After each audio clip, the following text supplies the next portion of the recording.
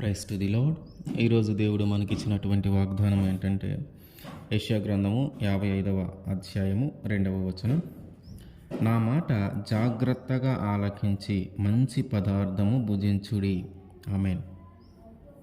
మంచి పదార్థములు కలిగినటువంటి ఆహారాన్ని మనము తీసుకోవాలి, భుజించాలి. అయితే ఆహారము రెండు రకాలు.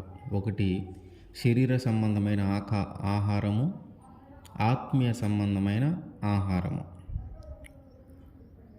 మనము తీసుకునేటటువంటి ఆహారము పరిశుభ్రంగాను మంచి పదార్థములు కలిగినటువంటి ఆహారముగాను తీసుకుంటే మనము దాని వలన మన శరీరము బలపడుతుంది, తద్వారా మన ప్రాణము బలపడుతుంది. అట్లాగే ఎప్పుడైతే మనము పరిశుభ్రంగా లేనటువంటి ఆహారాన్ని కానీ మనము తీసుకున్నట్టయితే దాని ద్వారా మనకి అనారోగ్యము కలుగుతుంది. అట్లాగే మన ప్రాణము కూడా బలహీనము అయిపోతుంది. అట్లాగే ఆత్మీయ సంబంధమైన ఆహారము అంటే దేవుని యొక్క వాక్యము. దేవుని యొక్క వాక్యాన్ని మనము వినటము, దేవుని వాక్యాన్ని చదవటము, దేవుని వాక్యాన్ని మన హృదయంలో ఉంచుకోవటము, ఆ హృదయంలో ఉంచుకున్నటువంటి వాక్యాన్ని బట్టి మనము మాట్లాడటము, ఆ హృదయంలో ఉంచుకున్నటువంటి వాక్యాన్ని బట్టి మనము ప్రవర్తించటము, ఇదంతా కూడా ఆత్మీయ ఆహారము.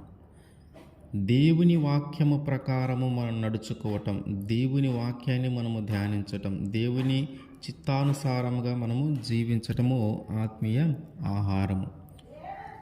శరీర సంబంధమైన ఆహారము తినటము వలన నీ శరీరము బలపడుతుంది, నీ యొక్క ప్రాణము బలపడుతూ ఉంటుంది. ఆత్మీయ ఆహారము తినటం వలన మన యొక్క ఆత్మ బలపడుతుంది. ప్రతిరోజు కానీ మనము ఆత్మీయ ఆహారాన్ని తీసుకుంటూ ఉంటే దేవునికి మనకి మధ్య ఒక మంచి బంధము ఏర్పడుతుంది. మన ఆత్మ బలహీనంగా లేకుండా ఏదైనా శోధనలు, బాధలు మన జీవితంలోనికి వచ్చినప్పుడు వాటన్నిటిని బట్టి మనము కృంగిపోకుండా మనము కానీ ప్రతిరోజు ఆత్మీయ ఆహారాన్ని తీసుకుంటూ ఉన్నట్టయితే వేటిని గురించి మనము భయపడము. అవన్నీ కూడా మనము దేవుని మీదకి వేసి ఆయన కోసము మనము ఎదురు చూస్తూ ఉంటాం. ఆ శ్రమల్లో నుంచి, ఆ వ్యాధుల్లో నుంచి, ఆ బాధల్లో నుంచి ఆయన ఎలా విడిపించగలడో అలా విడిపిస్తాడు అనే ఒక నమ్మకం మనకి ఉంటుంది. అట్లాగే శరీర సంబంధమైన ఆహారము మనం ఈరోజు భుజిస్తే సాయంత్రానికి, మధ్యాహ్నానికి మళ్ళీ ఆకలి అవుతుంది, మళ్ళీ తినాలి, మళ్ళీ సాయంత్రానికి మళ్ళీ ఆకలి అవుతుంది, మళ్ళీ తినాలి. అట్లాగే ఆత్మీయ ఆహారము కూడా మనము దినదినము తింటూనే ఉండాలి. దినదినము దాన్ని తింటూనే, ఎట్లా శరీర సంబంధమైన ఆహారాన్ని మనం ఎలా అయితే భుజిస్తూ ఉన్నామో ఆత్మీయ సంబంధమైన ఆహారము కోసము కూడా మనం అంతే ప్రయాసపడుతూ ఉండాలి. అయితే ఆహారాన్ని మనం ఎలా సంపాదించుకోవాలి, అట్లాగే ఎట్లాంటి ఆహారాన్ని సంపాదించుకోవాలి? మనము భుజించటానికి మనము ఆహారాన్ని సంపాదించుకోవాలి కాబట్టి ఎట్లా సంపాదించుకోవాలి, ఎలాంటి మార్గాలలో మనము ఆహారాన్ని సంపాదించుకోవాలి? 2వ తెస్సలోనియ 3వ అధ్యాయము 12వ వచనం. అట్టివారు నెమ్మదిగా పనిచేయుచు సొంతముగా సంపాదించుకొనిన ఆహారము భుజింపవలెనని మన ప్రభువైన యేసుక్రీస్తు పేరట వారిని ఆజ్ఞాపూర్వకంగా హెచ్చరించుచున్నాను. పౌలు గారు 2వ తెస్సలోనికీయ సంఘానికి రాసినటువంటి ఈ పత్రికలో ఆయన సంఘం గురించి ఒక మాట విన్నాడంట. అదేంటంటే అక్కడ ఉన్నటువంటి కొంతమంది ప్రజలంట ఏ పని చేయకుండా సోమరులుగా ఉంటూ వారి మీద వీరి మీద అబద్ధ సాక్ష్యాలు చెప్తూ ఒట్టి మాటలు మాట్లాడుకుంటూ భోజనం చేసేవారు ఉన్నారు. అంటే వారు కష్టపడకుండా ఎవరో కష్టపడి సంపాదించిన దానిని తినేవారు ఉన్నారు. కాబట్టి మీలో ఇట్లాంటి వాళ్ళు ఉన్నారని నేను విన్నాను. కాబట్టి మీ అందరికీ ఒక దేవుని పూర్వకంగా ఒక చిన్న ఆజ్ఞ ఇస్తున్నాను, ఒక చిన్న హెచ్చరిక చేస్తూ ఉన్నాను. అదేంటంటే మీరు సొంతంగా సంపాదించుకోండి. మీరు తినవలసినటువంటి ఆహారాన్ని మీరు కష్టపడి సంపాదించుకోండి. వారు సంపాదించిన, ఎవరో ఒకరు సంపాదించిన ఆహారాన్ని తినడానికి మీరు ఇష్టపడకుండా మీరు సొంతంగా సంపాదించుకోండి. మన కుటుంబంలో కూడా, మన కుటుంబాలలో చాలా కుటుంబాలలో కూడా మనం బాగా ఆలోచన చేస్తే ఒక్కరే సంపాదిస్తూ ఉంటారు, మిగతా వారందరూ కూడా తింటూ ఉంటారు. వాళ్ళకి సంపాదించే అవకాశం ఉంటుంది, సంపాదించే శక్తి ఉంటుంది, సంపాదించే బలము ఉంటుంది. కానీ వారు సంపాదించకుండా ఇంటిలోనే ఉండి ఒకరు సంపాదిస్తుంటే ఆ కుటుంబం అంతా కూడా ఆ ఒకరి మీద ఆధారపడి, ఆ ఒకరు సంపాదించే ధనము మీద ఆధారపడి మిగతా వారందరూ కూడా తింటూ ఉంటారు.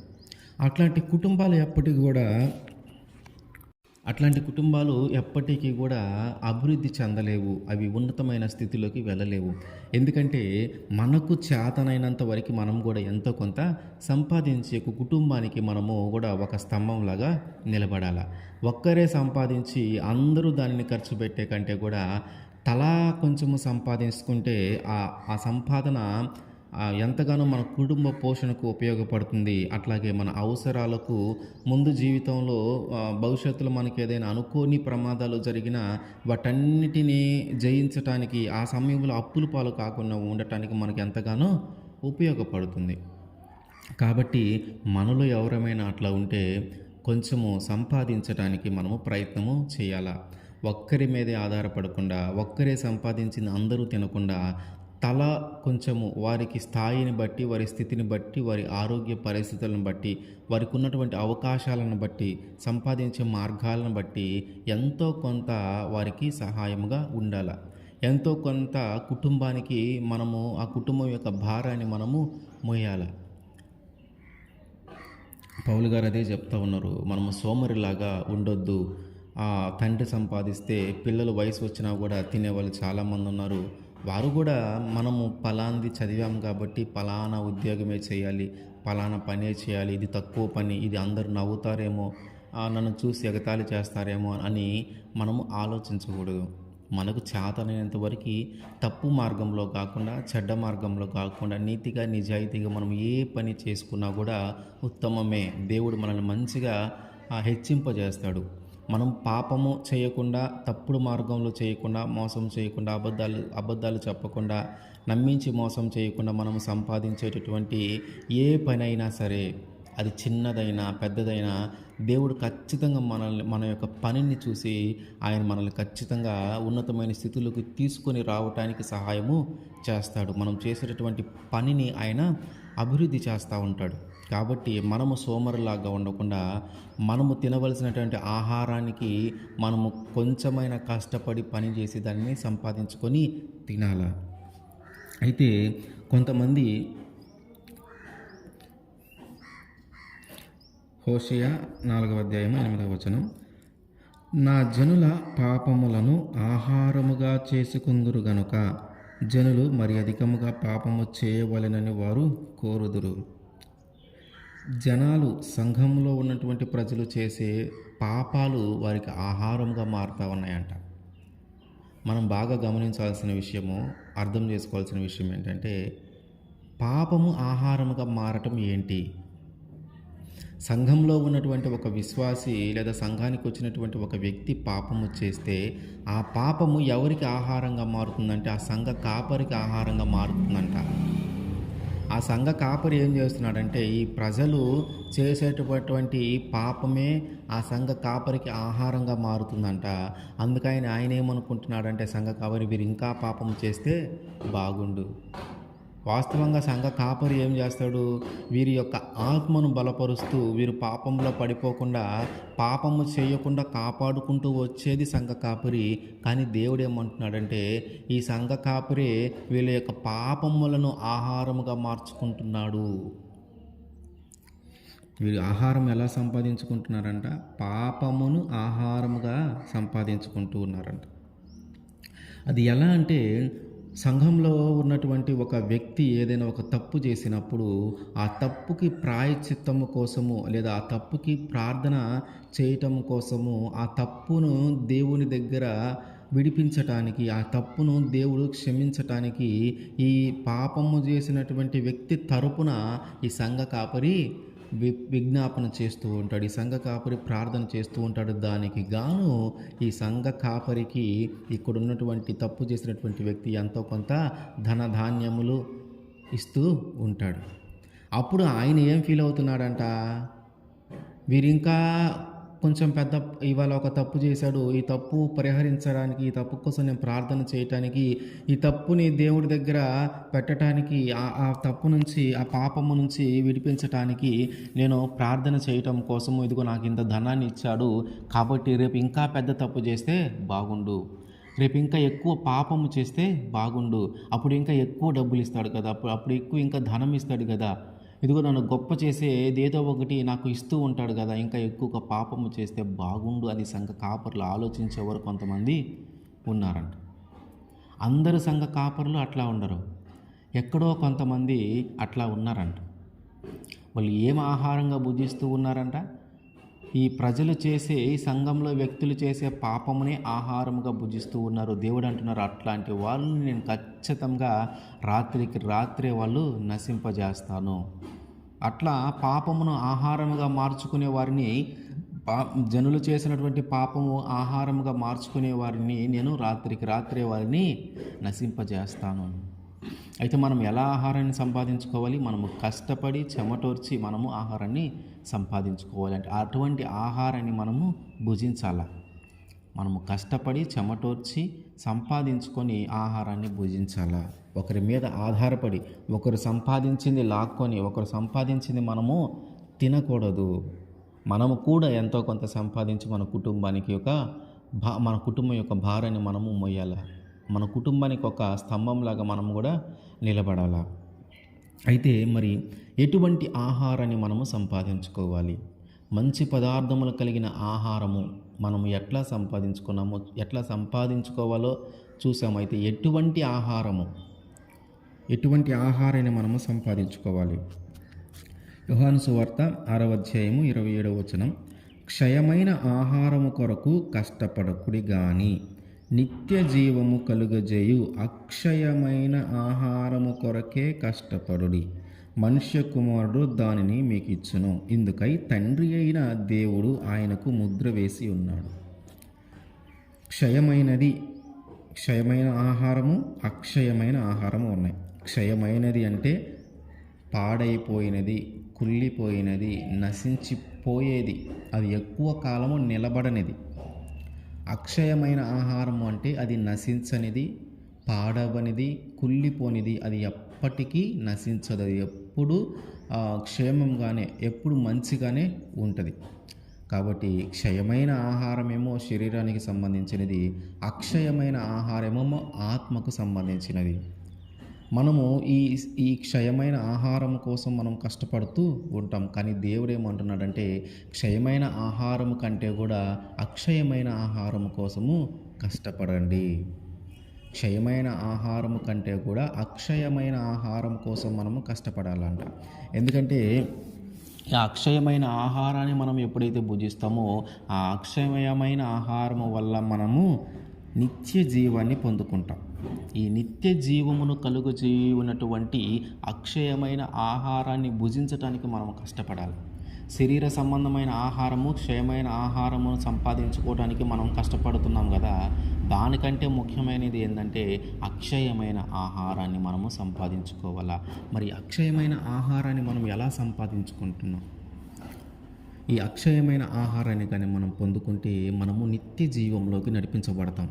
మరి ఈ నిత్య జీవంలోకి నడిపించబడి అక్షయమైన ఆహారము ఎలా సంపాదించుకోగలుగుతాం? అసలు ఆ ఆహారము ఎక్కడుంది, ఎక్కడ ఉంది, మనము దాన్ని ఎలా పొందుకోగలుగుతాం? ఈ అక్షయమైన ఆహారము ఎక్కడుంది, దాన్ని మనం ఎలా పొందుకోగలం? దానికోసం మనం ఏం చేయాలి? ఎలా కష్టపడి దాన్ని మనము సాధించుకోవాలి? ఎలా కష్టపడి దాన్ని మనము పొందుకొని మనము భుజించగలగాలి? యోహాను సువార్త 6వ అధ్యాయం 51వ వచనం, పరలోకము నుండి దిగి వచ్చిన జీవాహారమును నేనే. ఎవడైనను ఈ ఆహారము భుజించితే వాడెల్లప్పుడూ జీవించును. మరియు నేనిచ్చు ఆహారము లోకమునకు జీవము కొరకైన నా శరీరమే అని మీతో నిశ్చయముగా చెప్పుచున్నాను. నేను ఏంటంట? అక్షయమైన ఆహారం ఏంటంట? ఆయన శరీరము. ఆయనే అక్షయమైన ఆహారము. ఆయన్ని మనము భుజించాలంట. ఆయన్ని మనం భుజించటం ఏంటి? అసలు ఒక మనిషిని మనం ఎలా ఇట్లా చూడగలుగుతాం? అసలు ఎట్లా భుజించగలుగుతాం? అది అసాధ్యమైన పని. అది కాకుండా ఆయన ఇప్పుడు మన కళ్ళ ముందు లేడు. అంతే కదా, వాస్తవంగా శరీర రూపంగా మన కళ్ళ ముందు లేడు. ఆత్మీయంగా మన కళ్ళ ముందు, మన చుట్టూ ఎల్లప్పుడూ ఉంటూనే ఉంటాడు. శరీర రూపంగా మన ముందు లేడు. మరి ఎట్లా మనము భుజించాలంటే, వాక్యమే దేవుడై ఉన్నాడు. మనం ఆది ఖండంలో మొదట్లో ఉంటుంది, ఆది యందు వాక్యముండును, వాక్యమే దేవుడై ఉండెను. కాబట్టి మనము భుజించవలసిన అక్షయమైన ఆహారం ఎక్కడుందంటే వాక్యము. మనం భుజించాల్సినటువంటి అక్షయమైన ఆహారము ఏంటి అంటే అది వాక్యమే. ఆయన యొక్క వాక్యమును మనం భుజించాలా, ఆయన యొక్క ఆజ్ఞలను మనము భుజించాలా. ఎప్పుడైతే ఆయన యొక్క వాక్యమును మనం భుజిస్తామో, ఎప్పుడైతే ఆయన యొక్క వాక్యము ప్రకారము మనం నడుచుకుంటామో, ఎప్పుడైతే ఆయన యొక్క వాక్యాన్ని మనము ధ్యానిస్తామో, ఎప్పుడైతే ఆయన వాక్యము గురించి మనము మాట్లాడతామో, ఎప్పుడైతే సువార్తను మనం ప్రకటిస్తూ ఉంటామో, ఎప్పుడైతే మనము ప్రకటించినటువంటి ఆ సువార్తను బట్టి మనము నడుచుకుంటామో, మనము చదివినటువంటి ఆ వాక్యమును బట్టి అది మన మనసులో మనము నింపుకుంటామో, మన మనసులో ఏదైతే వాక్యాన్ని మనం నింపుకున్నామో, ఆ నింపుకున్న ఆ వాక్యమును బట్టి మనము మాట్లాడటము, ఆ నింపుకున్న వాక్యాన్ని బట్టి మనము చూడటము, ఆ నింపుకున్న వాక్యాన్ని బట్టి మనము ప్రవర్తించటము, ఇవన్నీ కూడా ఆత్మీయమైన ఆహారాన్ని బలపరచుకోవటానికి కష్టపడవలసిన రీతి. ఆత్మీయమైన ఆహారము, అక్షయమైన ఆహారము మనము పొందుకోవటానికి చేయవలసిన రీతి అది. ఏం చేయాలి? మనము వాక్యాన్ని చదవాలి, వాక్యాన్ని వినాలి, వాక్యాన్ని మనసులో ఉంచుకోవాలి. ఆ మనసులో ఉంచుకున్న దాని ప్రకారం మనం మాట్లాడాలి. ఆ మనసులో ఉంచుకున్న దాని ప్రకారమే మన చూపు ఉండాలి. ఆ మనసులో ఉంచుకున్న దాని ప్రకారమే మన తలంపులు ఉండాలి. ఆ మనసులో ఉంచుకున్న వాక్యము ప్రకారమే మన ఆలోచనలు ఉండాలి. మా మనసులో ఉంచుకున్నటువంటి వాక్యము ప్రకారమే మన ప్రవర్తన ఉండాలి. మనం ఏమి చేసినా ఆయన మహిమ కొరకు, మనం ఏమి చేసినా ఆయన చిత్తానుసారంగా, మనము ఏమి మాట్లాడినా ఆయన అనుకూలంగా, ఆయన చిత్తానుసారంగా మనము మాట్లాడాలి. ఇవన్నీ కూడా అక్షయమైన ఆహారాన్ని పొందుకోవటానికి మనం కష్టపడవలసిన రీతి ఇది. ఈ విధంగా మనము చేస్తూ పోతే అప్పుడు మనము ఆ అక్షయమైన ఆహారాన్ని భుజించినట్టు. మనము ఆయన శరీరాన్ని, ఆయన యొక్క రక్తాన్ని మనము రొట్టెగాను ద్రాక్షారసముగాను తీసుకుంటూ ఉన్నాం. రొట్టెగాను ద్రాక్షారసముగాను తీసుకుంటూ ఉన్నాం. ఎప్పుడైతే మనము ఆ రొట్టెను, ఆ ద్రాక్షారసాన్ని తీసుకోవాలని అనుకుంటున్నామో దానికి ఒక అర్హత కావాలా. అది పొందుకోవాలంటే ఎవరికి పడితే వారికి అది ఇచ్చేది కాదు, ఎవరికి పడితే వారికి దొరికేది కాదు. ఆయన యొక్క శరీరమును రొట్టెగాను, ఆయన యొక్క రక్తమును ద్రాక్షారసముగాను మనము తీసుకోవాలంటే మనకి ఒక అర్హత కావాలా. అదేంటంటే రక్షణ, బాప్తిసము. ఎప్పుడైతే నువ్వు బాప్తిసం తీసుకుంటావో, ఎప్పుడైతే నువ్వు రక్షణ పొందుకుంటావో, అప్పుడు నువ్వు ఆయన శరీరాన్ని భుజించటానికి, ఆయన రక్తమును త్రాగటానికి నువ్వు అర్హుడవు. అప్పటి వరకు నీకు అర్హత లేదు. నువ్వు ఎంత విశ్వాసివైనా, నువ్వెన్ని సంవత్సరాల నుంచి చర్చికి వస్తున్నా, నువ్వెంత ప్రార్థన చేస్తున్నా, నువ్వెంత ప్రార్థనాపరుడువైనా, నీ ప్రార్థనల ద్వారా దేవుడు ఎన్ని క్రియలు జరిగిస్తూ ఉన్నా కూడా నీవు బాప్తిసము తీసుకోకుండా, నీవు రక్షణ పొందుకోకుండా నీవు నిత్య జీవాన్ని పొందుకోలేవు. నువ్వు అక్షయమైన ఆహారాన్ని భుజించలేవు. నువ్వు ఎంత విశ్వాసమైనా కావచ్చు, ఎంత ప్రార్థనాపరుడమైనా కావచ్చు, ఎంత నియమ నిష్టలు కలిగిన వ్యక్తివైనా కావచ్చు, నీతి నిజాయితీగా బ్రతికిన వ్యక్తివైనా కావచ్చు, కానీ రక్షణను పొందుకోకుండా, బాప్తిసము తీసుకొనకుండా నువ్వు ఆ అక్షయమైన ఆహారాన్ని భుజించలేవు. ఆ అక్షయమైన ఆహారాన్ని భుజిస్తేనే మనము పరలోకంలో నిత్య జీవంలో మనము ఉంటాం. కాబట్టి మనము భుజించేటటువంటి ఆహారము రెండు రకాలుగా ఉంది. ఒకటి శరీర సంబంధమైన ఆహారము, ఆత్మీయ సంబంధమైన ఆహారము. కాబట్టి మనము ఆయన మాట విని మంచి పదార్థములు కానీ భోజనము కానీ మనము చేస్తే, మంచి పదార్థములు కలిగిన వాటిని కానీ మనము భుజిస్తే అంట మన శరీరము బలపడుతుంది, మన ఆత్మ బలపడుతుంది. యెషయా గ్రంథము 55వ అధ్యాయము 2వ వచనంలో, ఆహారము కాని దాని కొరకు మీరేలా రోకలిచ్చెదరు, సంతుష్టి కలుగజేయని దాని కొరకు మీ కష్టార్జితమును ఎందుకు వ్యయపరచెదరు. సాధారణంగా మనం ఆహారము భుజించాలంటే మనం కష్టపడి సంపాదించి ఆ వచ్చిన ధనముతో మనం ఆహారాన్ని కొంటూ ఉంటాం. మనము చెమటోంచి సంపాదించిన ధనాన్ని మనము మళ్ళీ ఒక చోట వెచ్చించి ఆహారాన్ని కొనుక్కొని తింటాం. అయితే దేవుడు ఏమంటున్నాడంటే, అది మంచి ఆహారము కాదు, అది పాడైపోయిన ఆహారము, అది కుళ్ళిపోయిన ఆహారము. అట్లాంటి మంచి ఆహారము అట్లాంటి మంచి ఆహారము కాని దాని కొరకు మీరు సంపాదించినటువంటి ఆ ధనాన్ని వ్యయము చేస్తూ ఉన్నారు? మీరెందుకు ఆ ధనాన్ని ఖర్చు చేస్తూ ఉన్నారు? మీ రూకలను మీరెందుకు ఇస్తూ ఉన్నారంటే, మీ డబ్బులను మీరెందుకు ఇస్తూ ఉన్నారు? అది మంచి ఆహారము కాదని నీకు తెలుస్తుంది కదా. మనము ఏదైనా ఒక వస్తువు కొనటానికి వెళ్ళినప్పుడు మనము ఆ వస్తువు శుభ్రంగా ఉందా లేదో చూస్తాం, అది క్వాలిటీ కలిగిందా లేదో చూస్తాం, అది చెడిపోకుండా ఉందా లేదా చూస్తాం. అది మంచిది కాదు అని తెలిసినప్పుడు, ఆ ఆహారము లేదా ఆ పదార్థము చెడిపోయింది అని తెలిసినప్పుడు మనము దాన్ని కొనటానికి మనం ఇష్టపడము. అదే దేవుడు చెప్తా ఉన్నాడు, అది మంచిది కాదు, అది చెడిపోయినది, ఆహారము మంచిది కాదు అని తెలిసినప్పుడు మీరెందుకు దానికోసము మీ యొక్క ధనాన్ని వెచ్చిస్తూ ఉన్నారు? సంతుష్టి కలుగజేయని దాని కొరకు మీ యొక్క కష్టార్జితాన్ని మీరెందుకు వ్యయపరుస్తూ ఉన్నారు? కాబట్టి మీరు మీ యొక్క ధనాన్ని దేనికోసం వెచ్చించాలి?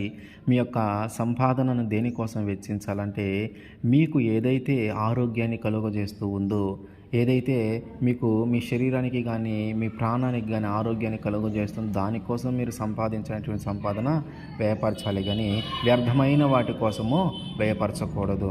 కాబట్టి నీకు ఏ సంఘములో అయితే నీ ఆత్మ బలపడుతుందో, ఏ కాపరి ద్వారా అయితే నీ ఆత్మ ప్రతిరోజు బలపడుతూ ఉందో, ఏ కాపరైతే నిన్ను నిత్య జీవంలోకి నడిపించడానికి ప్రతిసారి ప్రయత్నం చేస్తూ ఉన్నాడో, ఏ కాపరైతే నీకు అక్షయమైన ఆహారాన్ని సంతుష్టిగా అందజేయగలుగుతూ ఉన్నాడో, ఆ కాపరి దగ్గరే నువ్వు రూకలు ఇవ్వు. ఆ కాపరి దగ్గరే నీకున్నటువంటి ధనాన్ని దశమ భాగంగా ఇవ్వు. నీకు సంతృష్టి కలిగిన ఆహారాన్ని ఇవ్వనటువంటి సంఘంలోకి వెళ్ళి నువ్వు దశమ భాగము ఇవ్వటం మంచిదా? నీకు ఎవరైతే ఆత్మీయ ఆహారాన్ని అందిస్తూ ఉన్నారో, ఎవరైతే నీ ఆత్మను బలపరుస్తూ ఉన్నారో, ఎవరైతే నిన్ను నిత్య జీవము వైపు నడిపించడానికి ప్రతి సందర్భంలో ప్రయత్నం చేస్తూ ఉన్నారో, వారి కోసము నువ్వు దశమ భాగము తీయి. నీవు తీసినటువంటి దశమ భాగం అలాంటి వారికి ఇస్తే మంచిది. అంటే నీకు ఆత్మీయమైన ఆహారంని అలాంటి వ్యక్తి దగ్గర నువ్వు కొనుక్కుంటూ ఉన్నట్టు. ఆత్మీయమైన ఆహారం ఇచ్చేటటువంటి ఆ వ్యక్తి నుంచి నువ్వు బలపడుతూ ఉన్నట్టు. ఎట్లాగైతే మంచి ఆహారాన్ని మనం కొంటూ ఉన్నామో, అట్లాగే మన దశమ భాగమును మనం ఎవరికి ఇవ్వాలంటే, మన ఆత్మను బలపరిచే వారికి, మనకు ఆత్మీయ ఆహారాన్ని అందించేవారికి, దినదినము మన కోసము ప్రార్థన చేసేవారికి, దినదినము మన ఆత్మను బలపరిచేవారికి, కష్టములు వచ్చినా, నష్టములు వచ్చినా, బాధలు వచ్చినా, వ్యాధి వచ్చినా, రోగం వచ్చినా, ఇంకా మానసిక సంబంధమైన నిందలు వచ్చినా, అవమానములు వచ్చినా, ప్రతి సందర్భంలోనూ మనతో ఉంటూ, ప్రతి సందర్భంలోనూ మన కోసం ప్రార్థన చేస్తూ, ఆ సమస్యల్లో, ఆ బాధల్లో, ఆ కన్నీటిలో మన ఆత్మను మనం బలపరుచుకోకుండా, మన ఆత్మను బలహీనపరచుకోకుండా వారు ఎల్లప్పుడూ మనల్ని బలపరుస్తూ, దేవుడు నీకు ఖచ్చితంగా సహాయం చేస్తాడు అని మనల్ని బలపరుస్తూ, మన మీద నమ్మకంగా ఆయన వైపు నడిపించే వ్యక్తి కోసము మనము రూకలు ఇవ్వాలి. కాబట్టి మనము ఆయన మాట విని మంచి పదార్థములు భుజించాలా. అయితే మనము భుజించవలసినటువంటి ఆహారాన్ని మనం ఎలా సంపాదించుకోవాలంటే, కష్టపడి సంపాదించుకోవాలా. మన ఆత్మను మనం రక్షించుకోవాలంటే, మనము అక్షయమైన ఆహారము తినాలంటే, ఇదిగో సంఘ కాపరి ఉన్నాడు కదా, ఆయన ప్రార్థన చేస్తాడులే మన ఆత్మ కోసము, సంఘ కాపరి ఉన్నాడు కదా, ఆయన ప్రార్థన చేస్తాడని ఒకరి కష్టము వలన నీవు రక్షణ పొందుకోకూడదు. నీవు కష్టపడి ప్రార్థన చేసి, నీవు కష్టపడి వాక్యాన్ని చదివి, నీవు కష్టపడి దేవుని జ్ఞానాన్ని సంపాదించుకొని, నీవు కష్టపడి ఆయన మాటలను వింటూ, నువ్వు కష్టపడి ఆయన మాటలను చదువుతూ, నీవు కష్టపడి ప్రార్థన చేస్తూ నీవు సంపాదించుకోవాలి రక్షణ, నీవు సంపాదించుకోవాలి బాప్తీసం. అంతేగాని ఒకరు నీ కోసం ప్రార్థన చేయటాన్ని బట్టి, ఒకరు నీ కోసం ప్రాధేయపడటం బట్టి దేవుని దగ్గర, ఒకరు నీ కోసం కన్నీరు విరవటాన్ని బట్టి నీకు ఎలాంటి ఉపయోగము ఉండదు. దేవుడు ఏమంటున్నాడంటే, నీకు కావలసినటువంటి ఆహారము శరీర సంబంధమైన ఆహారమైనా సరే, ఆత్మీయ సంబంధమైన ఆహారమైనా సరే నీవు సంపాదించుకోవాలా. నీవు సంపాదించుకోవటానికి నువ్వు ప్రయత్నము చేయాలా? ఎట్లాగైతే ఒక కుటుంబంలో ఒకే వ్యక్తి ఉండి అందరిని పోషిస్తూ ఉంటాడు, అట్లాగే ఒక సంఘంలో ఒక కాపరి ఉండి అందరిని పోషించడానికి ప్రయత్నం చేస్తూ ఉంటాడు. కానీ నీ ఆత్మను నువ్వు కూడా పోషించుకోవటానికి నీ వంతు బాధ్యత నువ్వు కూడా చేయాలా? ఎంతసేపని సంఘ కాపరి చేయగలడు? ఎంతమందికని సంఘ కాపరిని, ఎంతమందినని సంఘ కాపరి బలపరచగలడు? మన ఆత్మను బలపరుచుకోవటానికి, మనము రక్షణ పొందుకోవటానికి మనము ప్రార్థన చేయాలి, మనము కష్టపడాలా, మనము చెమటోర్చాలా, దేవుని దగ్గర మనము కన్నీళ్ళు విడవాలా, మన పాపములు మనము ఒప్పుకోవాలా, మనం పశ్చాత్తాపడాలా, ఆయన రక్తంలో మనము కడగబడాలా. ఇవన్నీ కూడా మనము చేసుకోవాలా. మనము కష్టపడి, మనము చెమటోర్చి, మనము ప్రార్థన చేసి, మనము వాక్యం చదివి, మనము వాక్యము చెప్పి, మనము వాక్యాన్ని అనుసరించి నడుచుకుంటూ మనము కష్టపడితే ఆయన మనకి రక్షణ దయచేస్తాడు. కానీ సంఘ కాపరి మన కోసం ప్రార్థన చేయటం కంటే కూడా మనమే మన కోసము ప్రార్థన చేయటం, అవసరమైతే మనమే సంఘ కాపరి కోసం ప్రార్థన చేసే స్థితిలో మనము ఉండాలి. మన ఆత్మను మనం ఆ విధంగా బలపరుచుకోవాలా. మన ఆత్మను అంత బలంగా మనము మార్చుకోవాలంటే మనము మంచి ఆహారాన్ని భుజించాలా. దేవుడు అదే అంటున్నాడు, క్షయమైన దానికోసము కష్టపడటం కంటే అక్షయమైన దానికోసం ఎక్కువగా కష్టపడండి. ఎందుకంటే క్షయమైనది కొన్ని రోజులే ఉంటుంది, అక్షయమైనది నిత్య జీవము వైపు నడిపిస్తుంది. అక్షయమైనది నిత్య జీవము వైపు నడిపిస్తూ ఉంటుంది. కాబట్టి మనము అక్షయమైన ఆహారము కలిగినటువంటి మంచి పదార్థములను భుజిద్దాము. మనము అక్షయమైన ఆహారాన్ని మనము తీసుకుందాము. దేవుడు కోరుకునేది అదే. మనము క్షయమైన దానికంటే కూడా అక్షయమైన దాన్ని కోరుకోవాలని ఆయన ఆశపడతా ఉంటాడు. అట్లాగే ఆ అక్షయమైన ఆహారము మనము సొంతగా సంపాదించుకోవాలి. ఆ అక్షయమైన ఆహారం కోసం మనం శ్రమ పడాలా. ఆ అక్షయమైన ఆహారం కోసం మనం ప్రార్థన చేసి దానికి సంబంధించిన ప్రతి కష్టము, ప్రతి బాధ మనమే పడి మనము సంపాదించుకోవాలా. ఒకరి మీద ఆధారపడకూడదు, సంఘ కాపరి మీద ఆధారపడకూడదు. మనము సంపాదించుకోవాలా ఆ అక్షయమైన ఆహారాన్ని, మనము సంపాదించుకోవాలా ఆ నిత్య జీవాన్ని, మనము సంపాదించుకోవాలా ఆయనతో ఉండే భాగ్యాన్ని, మనము సంపాదించుకోవాలా పరలోక రాజ్యంలో ఆయన పక్కన మనము ఉండటానికి. ఇదంతా ఎలా వీలవుతుందంటే మనము ఆత్మీయ ఆహారాన్ని భుజించటము ద్వారా. మనము నిత్య జీవాన్ని పొందుకోవాలంటే మనము ఆత్మీయ ఆహారాన్ని భుజించాలా, మన ఆత్మను బలపరుచుకోవాలా. కాబట్టి శరీర సంబంధమైన ఆహారము తింటే మన శరీరము బలంగా ఉంటుంది, ఆత్మీయ సంబంధమైన ఆహారం తింటే మన ఆత్మ బలపడుతుంది. కాబట్టి రెండు విధాలుగాను మనం మంచి పదార్థములను భుజించాలి. ఎందుకంటే మనం ఎప్పుడైతే ఆరోగ్యంగా ఉంటామో అప్పుడు ఇంకా ఎక్కువగా ప్రార్థన చేయడానికి అవకాశం ఉంటుంది. కాబట్టి మన శరీరాన్ని కూడా మనము జాగ్రత్తగా చూసుకోవాలా. మన శరీరానికి సంబంధించిన ఆహారము కూడా మంచిదిగా మనము తీసుకోవాలి. వ్యర్థమైన వాటిని తినకూడదు. మన ఆరోగ్యాన్ని చెడగొట్టేవి మనం తినకుండా మన శరీరాన్ని మనం మంచి ఆరోగ్యాన్ని కలిగి ఉంటే దేవుని సేవ ఇంకా మంచిగా చేయటానికి, దేవుని కోసం ఇంకా మంచిగా శ్రమ పడటానికి మనకు అవకాశం ఉంటుంది. కాబట్టి శరీర సంబంధించిన ఆహారము మనం మంచిది తీసుకోవాలి. అట్లాగే దానికంటే కూడా ముఖ్యమైనది ఏంటంటే అక్షయమైన ఆహారము. ఎప్పుడైతే మనం అక్షయమైన ఆహారం తీసుకుంటామో అప్పుడు మనం నిత్య జీవాన్ని పొందుకుంటాం. కాబట్టి అక్షయమైన ఆహారం కోసము మనం ఎక్కువగా కష్టపడాలా. ఈ శరీర సంబంధమైన ఆహారం కోసం ఎంతైతే కష్టపడి పనిచేసి సంపాదించుకుంటున్నావో దానికంటే రెండంతలుగా మనము అక్షయమైన ఆహారం కోసం కష్టపడి అక్షయమైన ఆహారాన్ని మనము పొందుకోవాలి. ఆయన మన నుంచి ఆశించేది అదే. ఏంటంటే పరలోక రాజ్యంలో ఆయన పక్కన మనము ఉండాలని. కాబట్టి ఆయన పక్కన మనం ఉండాలంటే మనం అక్షయమైన ఆహారాన్ని మనము భుజించాలి. ఆమేన్.